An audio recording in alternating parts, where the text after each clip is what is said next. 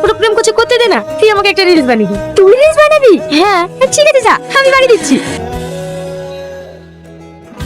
মেয়েটার ব্যাপারে কিছু জানতে পারলি? না। নিজেকে ভীষণ অপরাধ বলে মনে হচ্ছে। আরে ওখানে আমাদের দোষ কোথায় ছিল? ছাড়ো সব কথা, খেয়ে নে। কিভাবে নামছেন, চোখে দেখতে পান না?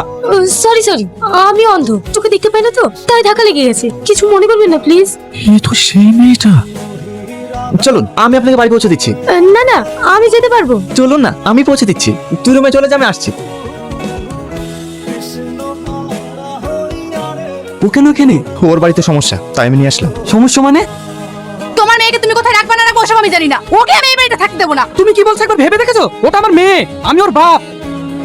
সব সৎমাগুলো একই হয় কেন? দুটোই তো আমার মেয়ে, শুধুমাত্র একে পেটে ধরেছে বলে ওর প্রতি দরদ বেশি, আর অন্যটা পর। আমি অত কিছু বুঝিনি, ওই কানা বুঝে আমি সারা জীবন টানতে পারবো না। ভেবেছিলাম বিয়ে দিয়ে আপদ বিদায় করবো, এখন তো কানাকে কেউ বিয়ে করতে চাইছে না। মা, আমাকে নিয়ে তোমাদের ভাবতে হবে না, আমার কারণে তোমাদের সুখী সংসার নষ্ট হোক এটা আমি চাই না। আব্বা, আমি এই বাড়ি ছেড়ে চলে যাচ্ছি, তোমাকে আর মার সঙ্গে ঝগড়া করতে হবে না, যত সমস্যা তো আমাকে নিয়ে। ও যেখানে যাচ্ছে যাক, তুমি এদিকে এসো।